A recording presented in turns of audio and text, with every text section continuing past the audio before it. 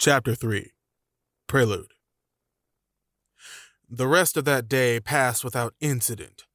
Ash, much to his own chagrin, spent the majority of his time simply laying in bed and recuperating from his wound. Every now and again, though, Oak would suffer him to stand and stretch, during which times Ash would eagerly check on Pikachu and Growlithe, who had both been stationed upstairs to keep watch on what remained of the laboratory. Oak divided the day between tending to Ash, making sure his grandson was healing properly, and rummaging through debris in the upper portion of the building. The professor's laboratory had been the first building attacked by the Gyarados, and thusly the one which sustained the most damage.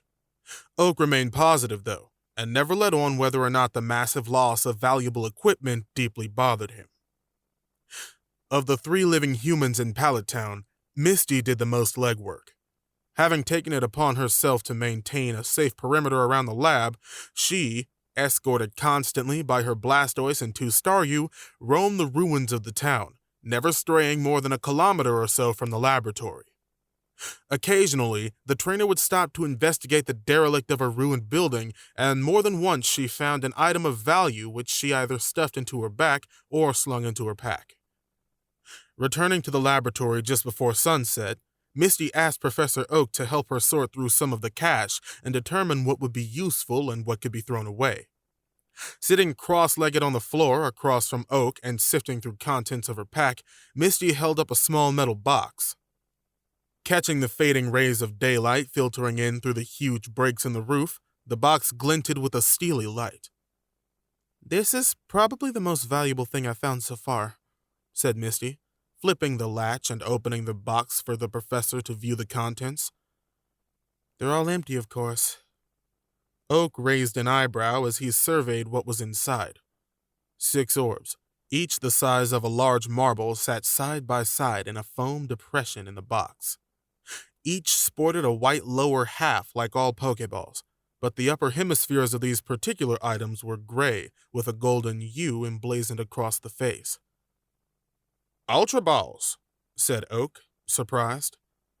"I didn't know anyone in Pallet Town had access to these, or could afford them." "Pokeballs in general are valuable, and these look so unique, so I assume they must have some worth to them," said Misty, sounding surprised. "How much are they worth?" "Ultra Balls can catch young and weakened Pokemon without fail," said the professor.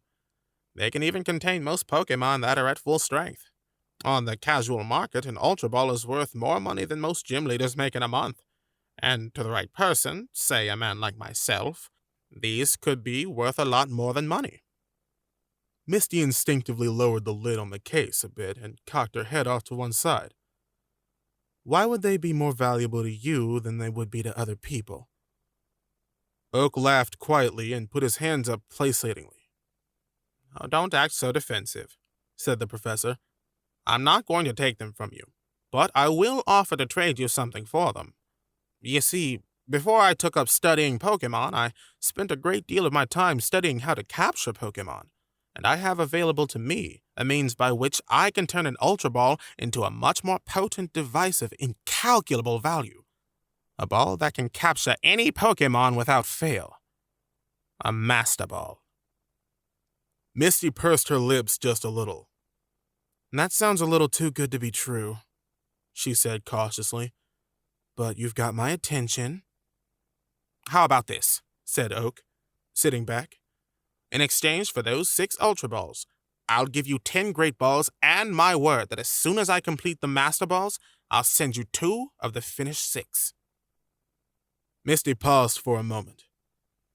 "If these Master Balls are so amazing, and you can make them out of Ultra Balls, then why haven't I ever seen any of them on the market or heard about them anywhere else? For that matter, why don't you mass-produce them and make a huge profit?" "All good questions," Oak said, "and all have relatively simple answers. Master Balls are amazingly difficult and time-consuming to construct.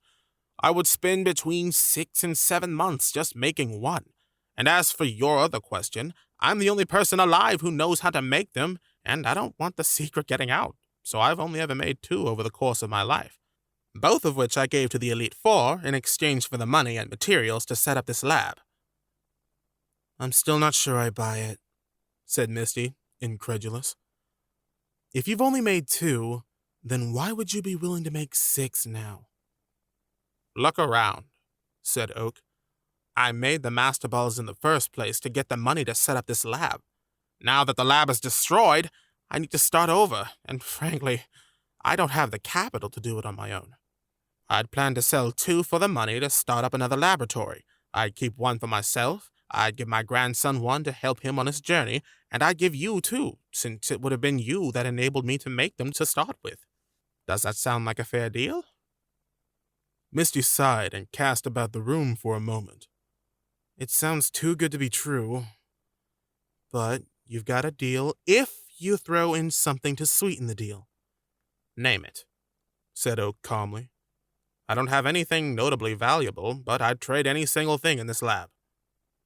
2 items, actually, said Misty, holding up 2 fingers to emphasize her point. Body armor, 2 sets of it, she went on. 1 for me and 1 for Ash. Having the strongest Pokemon in the world won't do us much good if some flying debris or a lucky hit from a wild Pokemon kills us in 1 shot. Ah, said the professor, as if the request caught him off guard. I can't guarantee that I have anything that will fit, but I'll take a look around. Actually, he paused. They might have something at the guardhouse out by the palisade. I'll go have a quick look. No rush, I'll wait, said Misty, crossing her arms and smirking a little. The rest of the night was quiet. After having checked through the guardhouse, Oak returned with 2 sets of light, rudimentary armor consisting of hardened, black plastic plates fitted over a dark green woven cloth, backing to protect the wearer's core vital areas, forearms, and shins. He even came back with a pair of protective boots for Misty. The 2 quickly completed their transaction, then had dinner with Ash and filled him in on their deal. By that point in the night, Ash had recovered almost completely, and Oak judged it was safe for him to move around more energetically. The risk, he judged, of reopening the wound was minimal. Ash then tried on the armor, making sure that it fit securely over his clothes, and having verified that it would not noticeably hamper his movement, packed it away for the night. Misty did likewise, impressed that the professor picked out boots and equipment that fit her, then suggested that if Ash and Misty were to get an early start, everyone turn in for the night. At Ash's behest, Misty took the bed while the professor slept on the floor. Ash took a brief watch with Pikachu and Growlithe, using the time to further assess the newly captured Pokemon. He instructed Pikachu to patrol the upper level of the laboratory, while he and Growlithe held a stationary position at the remnants of the entrance. Throughout the 4-hour shift, Ash inched incrementally closer to Growlithe, a fact the Pokemon did not fail to notice, but never once did Growlithe move to back away. See? Said Ash, slowly extending his hand towards the wary Pokemon. It was now just after 11. I'm not a monster, he went on, very slowly putting his hand on top of Growlithe's head and scratching his fur, making absolutely sure not to let his fingers come anywhere near the canine's neck. But I am your master, he said, holding the Pokemon's full attention. And you will obey me. Ash couldn't be sure how much Growlithe understood. Different Pokemon grasped different aspects of the language, but he knew that Growlithe got the gist of it. The orange Pokemon stood up a moment later, growling. Ash withdrew his hand and stood up, wondering what he'd done to provoke the Pokemon. A second later, he realized it was nothing of his making. Growlithe stalked to the edge of the ruined laboratory and leered off into the darkness, growling ferally and hunkering down to the ground. What is it? Ash wondered, ducking behind a large bit of collapsed roof and following Growlithe's glare. And where's Pikachu? Several minutes passed without any manifestation of what the Pokemon saw in the dark, and slowly, Growlithe grew quiet and seemed to relax. Ash remained wary, staring into the gloom until Pikachu emerged from the blackness behind him, fur beginning to prickle up. You saw it too? Ash asked in a whisper. Pikachu's fur laid down a little, and the yellow Pokemon passed by Ash and stood next to Growlithe. Both Pokemon remained alert, though neither made any move to proceed into the dark. I'm going to turn in, said Ash. Be careful, you two. When Ash descended into the basement, he found Oak fast asleep on a pile of blankets in the corner opposite of Misty's bed. Ash got a loose blanket from the pile without disturbing the professor and lay down on the floor, closer to the bed than to Oak. Misty rolled over and looked down at him, only able to see via the illuminated numbers on the face of the cheap alarm clock on the makeshift end table next to the bed. "Everything all right?" she asked quietly. Ash nodded. "Pikachu and Growlithe saw something outside the lab," he answered, pulling the blanket up to his waist and putting his hands behind its head as he lay on his back on the concrete floor. "It was probably just a Rattata or something, but it bothered them a little." "Should I send up Blastoise?" "I don't think it's anything important," said Ash. "Pikachu knows to raise the alarm if anything happens. I'd just be sure that I could get to my Pokemon quickly." Misty shrugged and rolled onto her back, not saying anything else. Ash sighed and closed his eyes. He grimaced at the churning in his stomach, trying to convince himself that there was nothing he should be apprehensive about, and knowing full well that he was lying to himself. Pallet Town was gone. He tried to make himself realize that when he woke up in the morning, that he wouldn't be in his bed in his room, and that his mother wouldn't be downstairs making breakfast, and insisted he do more to take care of himself. The thought of his mother sitting in her chair in the living room as often as she did, reading late into the night, brought a tightness to his chest. "Did I tell her I loved her before I left?" Ash wondered, the question making him heartsick. He couldn't remember. By the time Misty woke up from a deep sleep, Oak and Ash had already gotten around to going upstairs and packing supplies into the young trainer's backpack. Misty yawned and got up, straightening herself out a little and putting on her new boots. She pursed her lips, a little uncomfortable with how awkward the new footwear looked when paired with her grimy, tattered clothes. It wasn't important, though, she told herself, getting up and grabbing her pack from beside the bed. She quickly donned the cheap body armor Oak had brought the night before and went upstairs to join Ash and the professor. "Good morning," said Professor Oak nonchalantly when Misty arrived. He looked over her quickly and approvingly, gesturing to the armor and nodded to Ash, who had likewise put his on. "I'm glad to see it fits. It might not be top of the line, but it's definitely better than having nothing at all. It will stop most flying debris if nothing else." "Are we about ready to leave then?" asked Misty, noting that Ash had already had his pack laced up and across his back. The young trainer nodded. "I'm good whenever you are."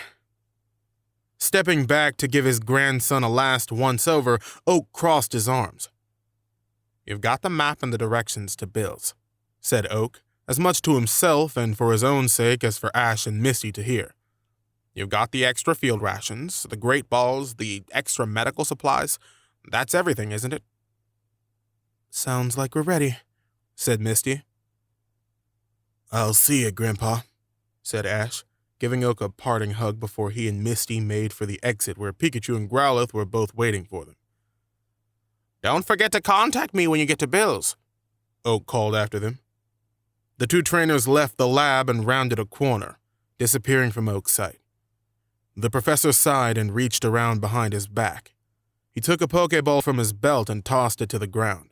The white energy spilling out of the ball quickly took the roughly humanoid shape of the professor's trusted Alakazam, and the Pokemon, needing no cue other than the thought in the man's mind, took up a position behind Oak as the professor began rummaging through the remains of his once grand laboratory. As they left the ruins of Pallet Town via the gate in the palisade, neither Ash nor Misty turned to look back at the village. Escorted by Pikachu, Growlithe, and Misty's Blastoise, the two trainers began the journey in silence. It was just before dawn when they set out, and neither one spoke before the sun had trekked 2 hours into the sky, and then it was Ash who broke the silence.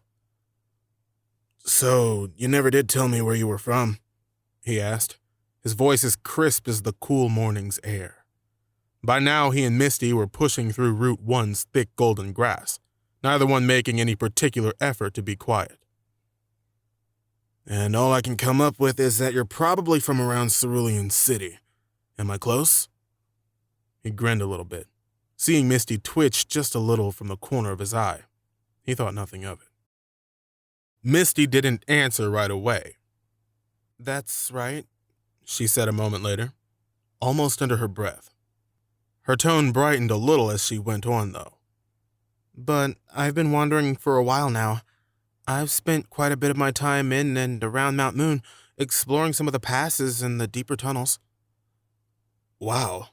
I've only ever heard of the tunnels beneath the mountain," said Ash. "The ones running through Mount Moon are dangerous enough, but I've heard some horror stories from Grandpa about the lower caves and passages." "It was pretty tough," said Misty. "And I didn't go very deep, but Blastoise." She patted the large Pokemon, walking on all fours beside her and rumbling happy to himself, with one hand on the side of his shell. "What were you looking for down there?" asked Ash. Misty shrugged. "I'd heard some rumors that there might be a treasure down in the lower tunnels, but I left before I could find anything valuable. It was just too dangerous. Treasure isn't worth your life." She laughed a little. No, it isn't," replied Ash. By the time noon rolled around, Ash and Misty had traveled what they judged to be more than half the distance between Pallet and Viridian. The morning had gone by without major incident. Misty had put Blastoise back in his Pokeball to give him some rest. The pair decided to take a brief respite under the cover of a lone tree jutting up in the sea of grass and enjoy their lunch. Ash guessed that it was the same tree under which he and Pikachu had rested before running into Growlithe. "You know," said Ash, standing up after finishing his seed cake. He glanced around as much of the plain as he could and set his gaze on a not-so-distant patch of wooded brush. Misty still sat under the tree and worked on her rations in the shade. "I caught Growlithe less than a mile from here," he said, pointing to the thicket a stone's throw away. "It was right over there, in that bush." Misty followed his motion but couldn't see over the top of the grass, and she didn't bother to stand. "What are you thinking?" she casually inquired. "Want to go have a look?" "You read my mind," Ash nodded. "I want to go have another look at that place, see what happened. That is, if you don't mind." Misty finished her seed cake and stood up, releasing Blastoise from his Pokeball. "I don't mind," she answered. "You were going to go look anyway, and somebody has to keep an eye on you." She grinned a little, and Ash returned the smile. Blastoise in front, Pikachu and Growlithe behind, Misty and Ash carefully made their way across the plain to the edge of the thicket, where the grass suddenly stopped growing, replaced by tangled bushes and hardy trees. Ash stepped forward, past Blastoise, and peered into the thicket. Just as the day before, the brush remained thick enough that he couldn't see the little island's center, so, keeping Growlithe close behind him and Pikachu ready on his shoulder, Ash proceeded inside. Misty moved around the perimeter a bit and began her approach from the flank, keeping Ash within eyeshot. Prepared this time, Ash took a handkerchief from his pocket and tied it over his nose, tucking the bottom of the cloth under his shirt's collar and breathing through his mouth. Even so, when he broke into the glade in the middle, the scent was all but overwhelming and made his eyes water. The sight also nearly made him vomit. Many of the dead Growlithe were in the early stages of decomposition, and the trainer who lay more in the pond than out was farther along than any of the Pokemon. A quick hiss from Pikachu instantly put Ash on alert, and when the yellow Pokemon's fur burst into a coat of needles, some of which poked Ash's cheeks like razor grass, the trainer took a quick step backwards. "Where?" Ash stopped, seeing the large mass laying only a few paces in front of him. "Oh," he muttered. Laying collapsed and ostensibly dead in a feathered heap on the ground was a Pharaoh. Growlithe caught the bird's scent and immediately jumped into the clearing, less than a meter from the Pharaoh, and began barking and growling. Ash saw Misty emerging from the bush with Blastoise off to her right. Ash took another step back when the Pharaoh stirred and raised its head up to look at the by now roaring Growlithe. The bird's long, bloodied neck spasmed and twitched, as though holding up its head was mammothly burdensome. Slowly, it set itself back down, still looking at Ash with one eye and breathing in small motions, making the blood-matted feathers grind against one another. It's barely hanging on, thought Ash, a pang of guilt lancing into his chest. Growlithe howled and cast itself forward, teeth bared to bite and rend. Pharaoh closed its eye, and Ash saw its body relax just a little as Growlithe closed the gap between them in an instant. "Stop!" Ash barked, his voice echoing through the thicket like a quick thunderclap. Misty jerked in surprise, and Growlithe instantly skidded to a halt. The canine leered back at Ash for only a second before whirling back on the Pharaoh, which lacked the energy to even open its eye to observe the action. "Down!" Ash's voice boomed again, louder even than before. Growlithe stumbled and sat as though compelled irresistibly by the simple command. Its jaw snapped shut as a whimper escaped its throat as Ash moved forward. Growlithe scooted backwards as Ash placed himself between the canine and the Pharaoh, grabbing a Pokeball from his belt. He threw the ball at the bird, and it stopped just short of the matted feathers and snapped open. The Pharaoh disappeared in a white light, which the Pokeball greedily sucked up. The orb clicked close and dropped to the ground. Misty, wearing an expression akin to shock, watched as Ash stepped forward and picked up the Pokeball. He checked it quickly and attached it to his belt. Misty snapped from her daze and stepped with Blastoise into the clearing as Ash knelt down in front of Growlithe. The little canine acted as though it was going to recoil from Ash's touch, but remained still. For a long moment, the young trainer, Pikachu silently sitting on his shoulder, scratched the back of Growlithe's head and behind his ears, eventually succeeding in coaxing Growlithe to relax and even go so far as to pant and wag his tail a little.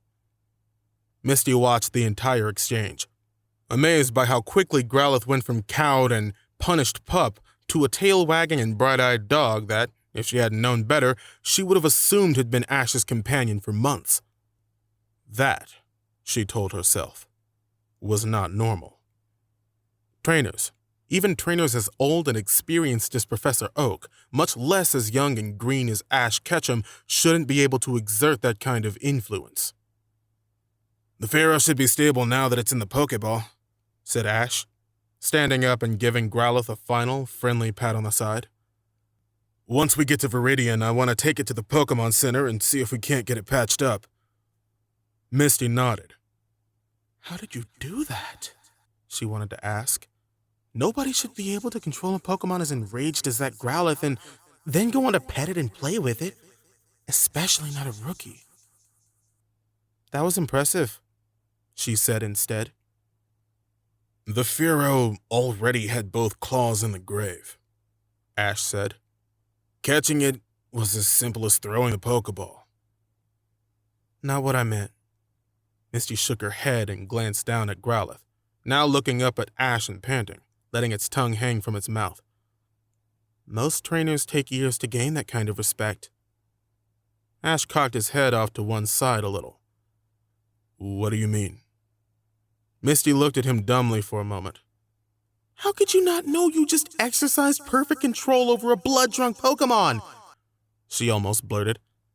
"How can you be so casual about being able to stop a raging Pokemon, even if it's just a Growlithe with so little effort?" "Never mind," said Misty, flustered. "Let's just check the trainer's body and get out of here before the smell draws anything else." Muscling past the urge to gag, Ash and Misty worked together to pull the dead trainer's cadaver from the water. Misty stepped back and simply observed as Ash rolled the body over. "Not exactly a flashy dresser," he said, commenting on the olive-drab uniform worn by the man. Holding one hand to his face and pressing the handkerchief closer to his nose, Ash reached into the jacket pocket of the corpse and pulled out a wallet. A card fluttered to the ground and landed beside Ash's foot, but the trainer let it be as he opened the wallet and sifted through it. "A little bit of money," he said, drawing a few messily folded bills from the wallet and slipping them into his own pocket. "Not much else, though, not even an ID." He tossed the wallet aside and picked up the card in the grass, looking it over quickly. "Oh, scratch that," he went on, holding the unassuming card out to Misty. She took it and scanned it. So he was a member of the Viridian Gym, noted Misty. Jonathan Dredd. Interesting name, if nothing. She trailed off as her eyes caught the little motif embossed in the lower right corner of the card. The letters TR cast in red enamel. TR, Misty mumbled reflexively.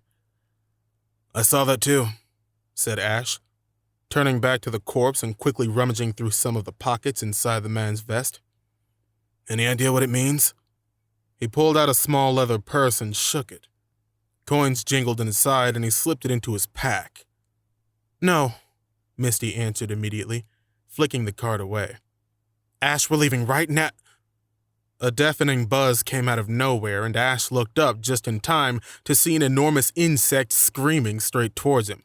Two enormous stingers poised to drill into his chest. Reflexively, Ash shouted, Thundershock!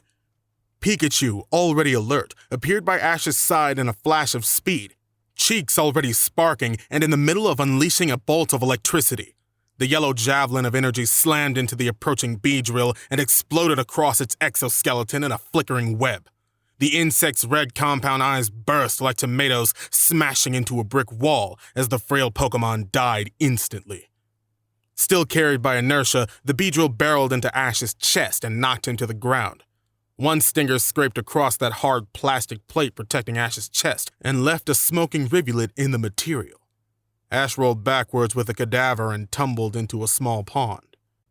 Misty whirled towards where the Beedrill had come and threw a Pokeball that snapped open and released her purple Starmie. Who's there? She yelled as Ash reached the bottom of the small pond and threw off the Beedrill's corpse. Come out! Flanked by another Beedrill, a trainer dressed in a uniform identical to that of the dead trainer emerged from the trees. So you two are the ones who killed my partner, she said, tossing her ebon hair out of her face and glaring angrily at Misty. Twin Needle! She shouted, prompting the second Beedrill to rocket forward towards Misty. Hydro Pump! Misty retaliated, and instantly water jets as big around as a man's fist roared out of Blastoise's cannons. The jets smashed into the Beedrill just as the Pokémon closed to within 4 meters of Misty, shearing the insect into numerous distinct pieces and scattering said pieces. Then, unordered, Blastoise turned to the stunned new trainer and fired a single missile of hyper-pressurized water at her. Shit! The trainer swore, unable to dodge and taking the bullet square in the leg. Her knee snapped backwards and her pretty face contorted in pain as she dropped to one side, barely propping herself up on her elbow. Ash gasped loudly as he broke to the surface of the pond and took a deep breath. The Beedrill had knocked the wind out of him, and beneath the surface of the pond there was nothing for him to breathe. He glanced quickly from Pikachu, sitting nervously on the side of the pond and chittering frantically at Ash, to Growlithe, who was growling but remaining out of sight off in some bush. Another trainer, a girl, Ash thought, had just gone down on the edge of the clearing. Fuck you! Screeched the girl, spitting at Misty. I swear to God, I'm gonna rip you a new... She stopped and stared at the redhead for only a second. Misty? She asked quickly, as though she couldn't believe what she saw. Misty's face froze in a mask of horror as she glanced at Ash from the corner of her eye. Starmie! Double Edge! She shouted. Quick as a thought, the purple Pokémon flung itself through the air, spinning like a shuriken towards the downed trainer. Ash could barely process what Misty had said before Starmie passed by the trainer, stopped in midair, and turned around to face the now silent woman.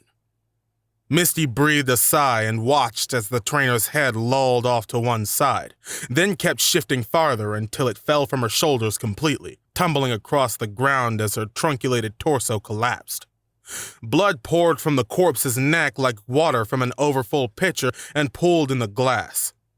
The head's lips shifted only a second, unable to form sounds without a larynx or lungs, before the eyes glazed and faded.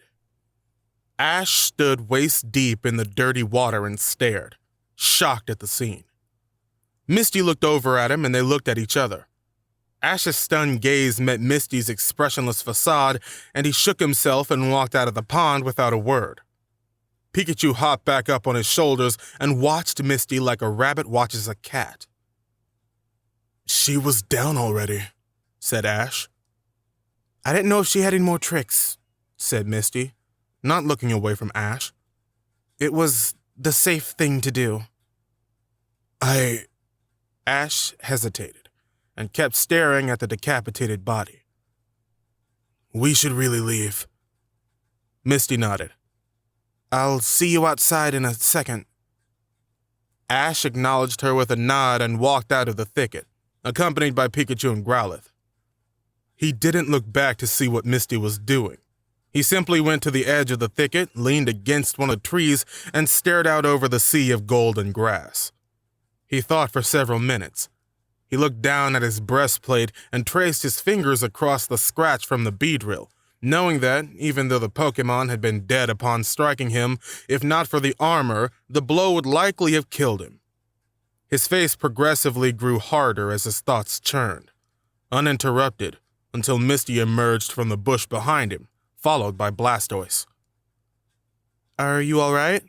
she asked as soon as she cleared the bush. Ash shrugged. "I'm alive," he said. "I wouldn't be if that other trainer had gotten her way, so I guess I'm doing all right. Did the body have anything useful on it?" "A little money," she said. "I took the 2 Beedrill's Pokeballs. There was also a small medical kit, pretty standard stuff." "We should keep moving if that's it then," said Ash, pushing himself off the tree and looking around to get his bearings. "We're not far from Viridian now." "Right," said Misty. She reached over and touched Ash's shoulder. "You're sure you're good?" "Positive," said Ash. "That wasn't the first corpse I've seen." He gave her a quick grin, only having to force his smile a little. Viridian City sprung up rapidly from the plains. Beyond a protective ditch filled with water and bordered on the inside by a palisade, not unlike pallet towns, lay the successful, at least as successful as the city on the frontier could be expected to be, city. 2 guards at the southern entrance of the city, both sporting uniforms of the Viridian Gym and each guarded by a Machoke, stopped Ash and Misty, but let them pass after recognizing Ash as Professor Oak's grandson. When asked about his business in Viridian, Ash mentioned the disaster in Pallet Town, and both guards offered their condolences.